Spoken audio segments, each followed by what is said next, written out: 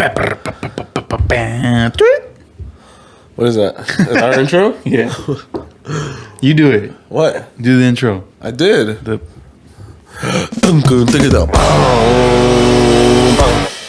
actually is way better than mine. Welcome back to Spirits Collective. I'm Alex. And I'm Aiden. And this is the show where we all learn and drink together. And today, we got Maker's Mark for you guys. So Maker's Mark is a Kentucky straight bourbon whiskey. It is distilled, aged, and bottled by the Maker's Mark Distillery in Star Hill Farm, Loretto, Kentucky.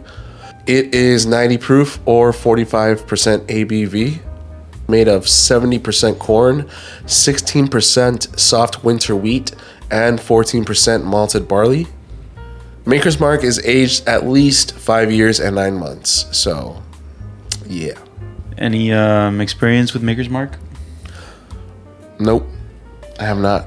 Do you? Neither have I. I gotta say this one is popular, right? Yeah, I mean, it's very big, but I don't think it has the star power as some of the other ones that we've tried. Yeah, it is a big whiskey. It's very popular. I've seen this bottle a lot. I mean, and I don't mean like flavor wise either. I haven't tried this, but like overall star power, like of the brand, I think this one's not as high as like Jack Daniel's or even the Canadian whiskey Crown Royal.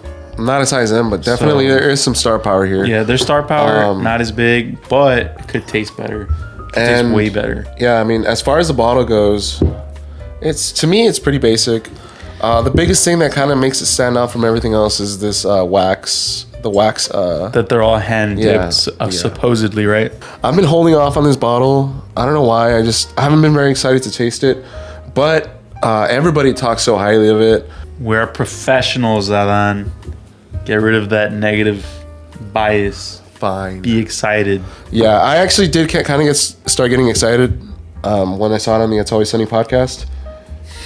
I'm a big fan of It's Always Sunny, and this is all they were drinking, so now we're going to try it. Okay, so let's get in there. All right. I hope this is a cork. It looks like it's going to be a cork. I think it is a cork. Jeez, look at that. Look at that right there. Is it satisfying? That was pretty satisfying. The Knob Creek also has like wax, right? Yeah. I think this is nicer than Knob Creek, though. The actual wax tipped part. It's a twist off. It's not a cork. Is it because it's the half bottle? I hope that's not the reason why. All right, this is a half bottle, so I hope that's not the reason why we didn't get a cork, but... Damn, that's very disappointing. That's some major points right there. Could be our fault for getting the half bottle, but... Yeah. So, if you want to look for this whiskey, you can find the half bottle for about $17. I'm not exactly sure how much the 750 ml is. You can go ahead. So I can put it in the video. Let's double it and subtract a few dollars. No, we can't just guess. False information. $34. It's probably like $31 to $35 for the full bottle. I'll put it in the video. I'm not expecting a whole lot. For some reason, this whiskey just strikes me as something that's going to be sweet and easy. I don't know exactly what I can't tell what mouthfeel. The bottle looks like honey. Yeah, it just looks like a very nice whiskey. Like it's nice to you, like a friend. I don't really want super sweet whiskey, but should we get in there? Yeah. On the nose.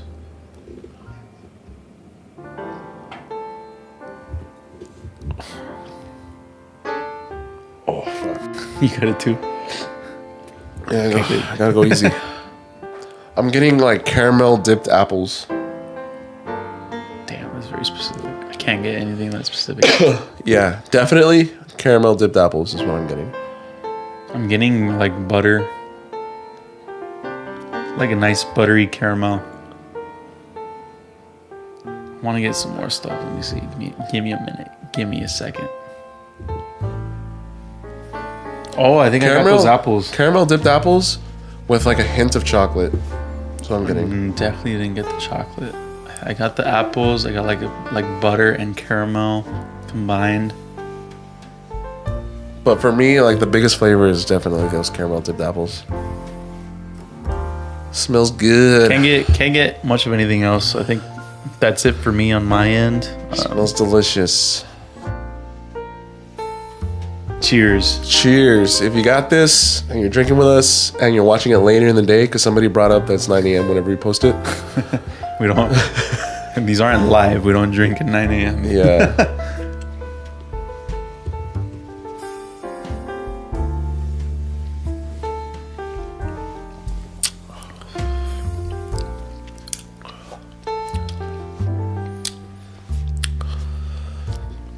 Starting to get that finish.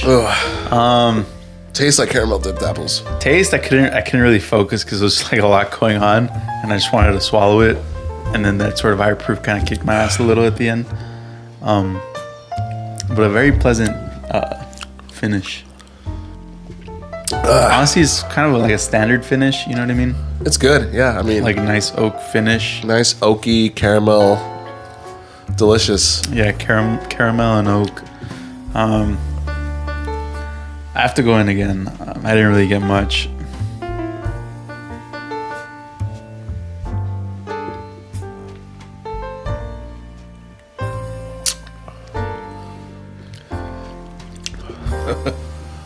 It's good in the mouth.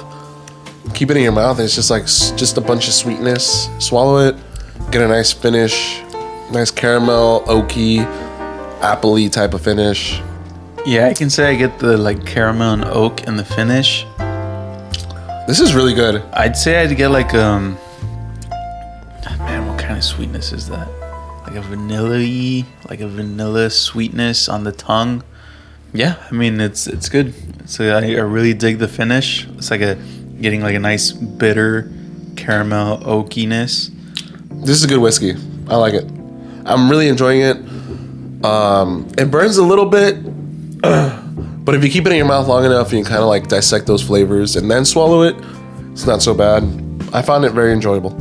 What is this the like the original bottle, this higher proof one? Yeah, this is the OG.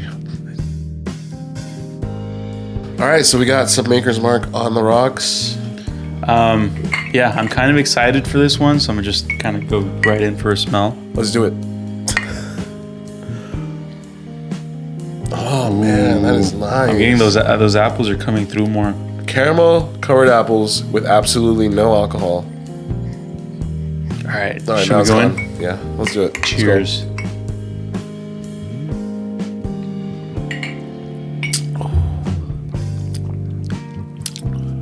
Holy shit. Holy shit. That was caramel apples. Like a fucking bite of it.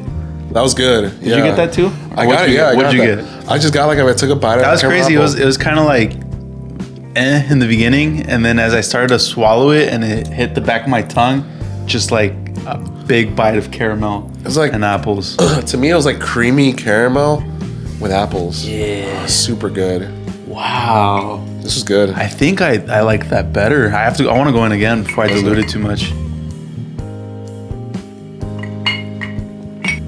Damn. That's so weird. A ton of flavor. Yeah, that's Super awesome. nice and creamy. Oh, that's good. Wow. I don't know why I held off so long on doing this one. Wow. It's good. Wow.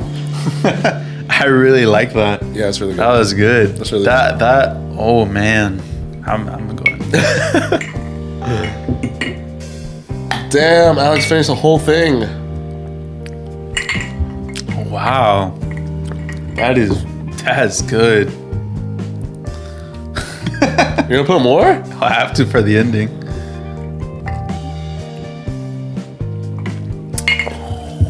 See, this is why we do both. You know what I mean? Even though we kind of are we've done this enough to where we're starting to notice certain trends or have our own preferences, we still do both. You know what I mean?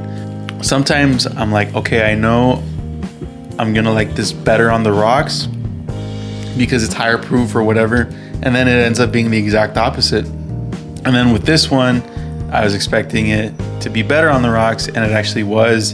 It met that sort of trend. So like, you can't predict it. You just have to do both. So Alex. Okay, yeah. Yeah. So Alex, being somebody that's never tried Maker's Mark in your life, what do you think of it? For like, do you think it's a good bottle to start with? Yes, because for me personally, it was good neat, and it was even better on the rocks. So that's something that's like, I love this, man, because it's like, I do think that higher proof bottles are usually better on the rocks, but like I said, there's some bottles that are higher proof, and you put them on the rocks, and they end up being not as good, or vice versa. They meet that trend that I hypothesize, but yeah, like good neat for me, even better on the rocks. It was so good. Yeah, just very pleasant all around. No complaints. Actually, you get a little bit of that higher proof neat. Yeah.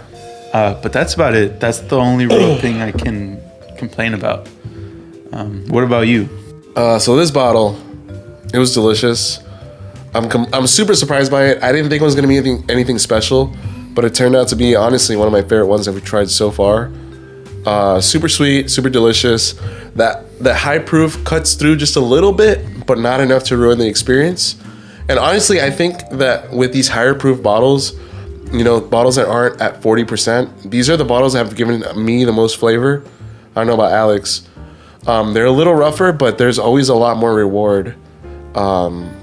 Still though, I definitely recommend this to a beginner. I think you would enjoy it. If you take it easy, at least. For me, it just depends. But this is why we do the big name stuff, because like a lot of people are going to be like the connoisseurs are going to be like, those aren't real whiskeys or whatever. No, some of them are legit. Yeah. And I think this is one of those. I think Maker's Mark is one of those bottles that's like, it's really popular, but sommeliers or whatever. It's popular also on both sides. Yeah, it's popular on both sides. It's like widely accepted by the general public. Just like Jameson, honestly. A lot of people talk shit about Jameson, but Jameson is one of those whiskeys that's like universally loved. It's kind of how I feel about this one now. Should we take one more sip, or you have anything else you'd like to add? Just that. Don't forget to like and subscribe. There it is.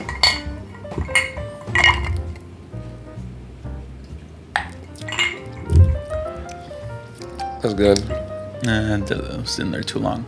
Watered down. But yeah, that was awesome.